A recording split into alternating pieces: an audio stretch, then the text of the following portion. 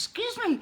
Hello. It's Kitty with Declutter the Brain coming to you on it's partly cloudy day in picturesque Atlantic Canada.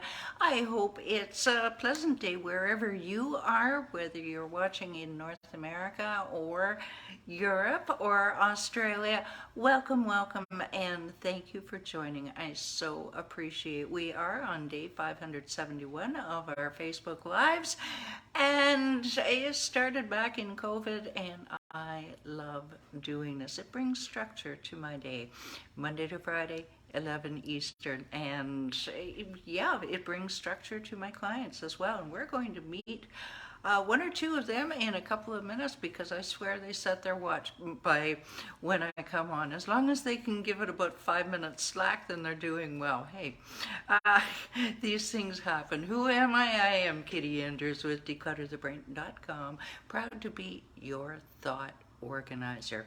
What do? I help people to organize their space and streamline their thoughts so that they can focus, that being the operative word, on attracting and serving premium clients. And now I have over 20 years experience in helping people to get their surroundings under control, and through that I have developed my step-by-step. Here's one of them right now. Michael, welcome. I was just saying that we have a couple people who set their watches, give or take 5 minutes, by when I come on. That's where that came from. Yeah, 20 years of experience in helping people to get their surroundings under control. So I've developed my step-by-step one system, which helps not only in decluttering the space, but the physical space, but in the other four pillars of your life: your heart, meaning your relationships, your spirituality, your health, your habits, and your head. Declutter the brain. Get it? Yeah. Okay. All right. And I believe that physical clutter and lack of concentration are very closely related. And many people say to me, "Well, which is worse, mental clutter or physical clutter?" Well, I've asked my clients, I've asked my colleagues, and every single one of them says mental clutter will drive you nuts. We can pick the stuff off the floor. We know how to do that. It's the mental clutter that can drive you nuts. And I was having a little bit of that this morning. I'm resolving a travel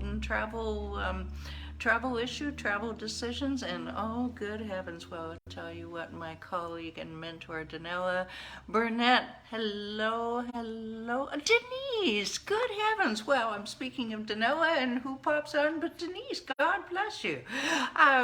Yes, so she's going to be assisting me with those decisions. What is your takeaway from this? Not that the reason everything I say has a purpose, usually, is if you are struggling with making a decision, reach out.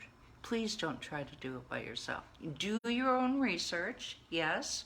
Weigh the facts and the figures like I did yesterday morning, but at the end of the day, and figure out where you are the next morning. This is exactly what I did the last 36 hours, is weighed the facts and figures.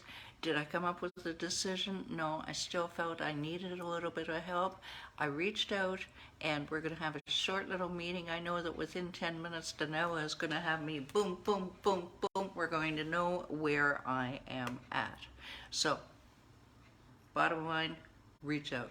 You know, like that song from Hair, I think it was, Michael, reach out.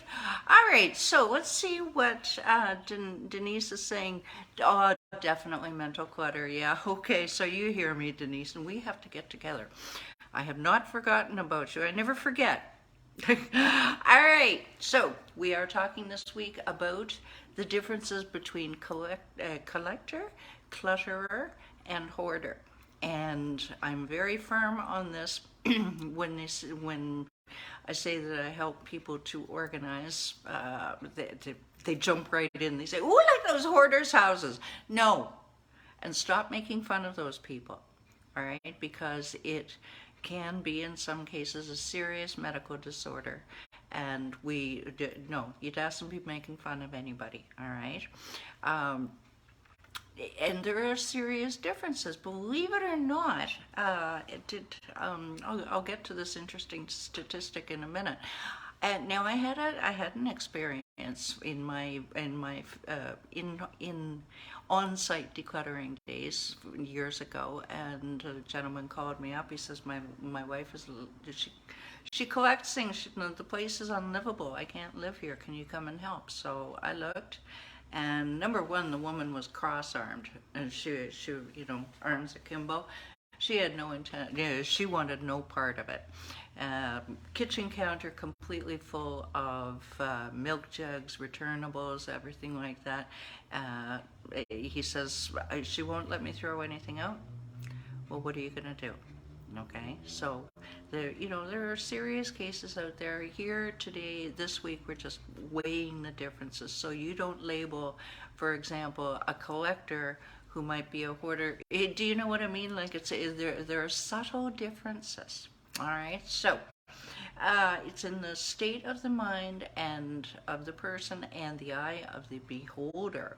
For example, Denise, you look at one person, and it's you'll think one thing. Another person, Jenny, will look at that person and see something different.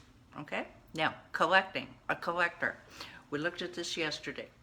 It's usually around a specific theme.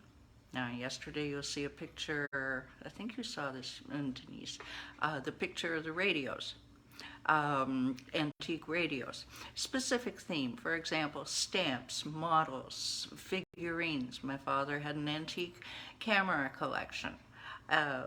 Things like he collected a lot of things. All right, he was right on the borderline, but we'll just stick with the camera collection, shall we? All right, now it is well organized, and I tell you, he looked after that collection. It was not willy or nilly. Well organized, often valuable groupings, certainly, and they're displayed for appreciation. The items are acquired through planned searches, or perhaps you've accumulated them through your life. They don't take over. The items don't take over the living space, and it usually doesn't cause financial distress or have a social an impairment on your work or your life. Now, here's the interesting stat. You ready for it? Now, you heard this yesterday, Michael, but we're going to repeat it for Denise and anyone else who's watching. Many collectors will have a similar amount of possessions as someone with HD being hoarding disorder. Isn't that interesting? I nearly fell over when I saw that stat. I thought that was like, whoa, this is interesting. Okay, now all of the data this week has been collected by yours truly from an article by, I don't know who wrote it, but there is such a thing, I believe it's the American Psychiatric Association. Anywho, we're going to definitions as in the DSM-5, the Diagnostic and Statistical Manual of Mental Disorders. So we went deep here. I went deep. There, no fooling around with me. And it's from psychiatry.org is the website if you'd like to look it up. Okay, so clutter is defined, and the definitions for today and tomorrow for hoarding disorder will be from psychiatry.org. Thank you, Michael. I appreciate that. Note that I've got the glasses at the ready so I can actually read the comments.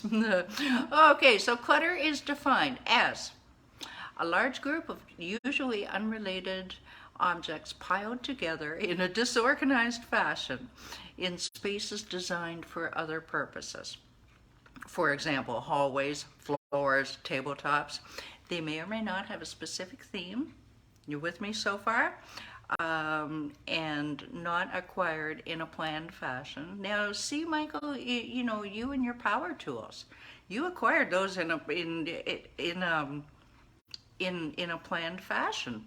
but it's not actually a collection. Do you see where the fine line is?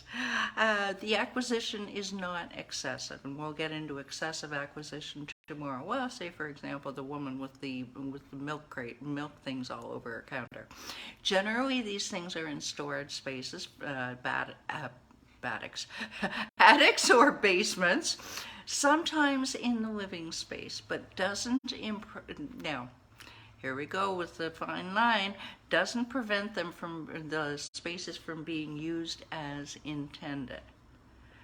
See, there's a shift here, and the items may cause mild distress, but generally do not have a broad or lasting impact on finances, work, or social life. Now, this is according, again, to psychiatry.org in their DSM-5, their 5 mental disorders that they look at. Now, Michael, Denise, any of you who know any, Julianne, good heavens, wow. Hello, long time no see, sister. There's a really fine line between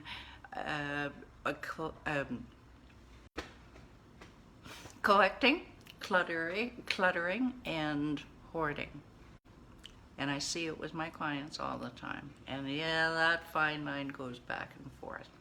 Julianne, I'd be really interested to hear, to maybe send me a message. I've got to hook in with you on this. And we have yeah. Okay, that's all I got to say about that. I know I'm going to get off topic here. So I'm going to stop now. Tomorrow we are going to, I'll tell you in a minute, if you like this video, if you think that it could be helpful to someone who maybe they have a friend or family member who is drowning in clutter, quote. All right, just hit that share button. You don't know whose life you're going to have an amazing impact on. Second, if you're curious to see what other videos I've made on God knows what topic, just go to declutterthebrain.com. Go to YouTube. Type in declutterthebrain.com, and all of the videos are cataloged, organized, numbered by week, and yeah, so you can just pick and choose without scrolling. All right, so just a quick question for you. How much more would you accomplish if you weren't distracted by your clutter? I'll put it another way. Do you just want your clutter gone and your mental clarity back? Or maybe you know someone who does, or should, but does want it gone? Okay, finally, are you an action taker who is committed to clearing your space and organizing your thoughts so you can have that amazing life that you deserve? Yes? Okay.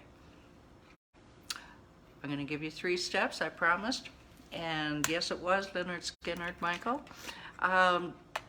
Number 1. Get off that hamster wheel and join Declutter the Brain Facebook group. The link is down below. Yeah, scroll down. It's down below. We have we have a lot of content. Weekend Warrior challenges, Friday workshops, content through the week, interesting special guests, and yeah, just come and join us. I don't think you'll be disappointed. Number 2.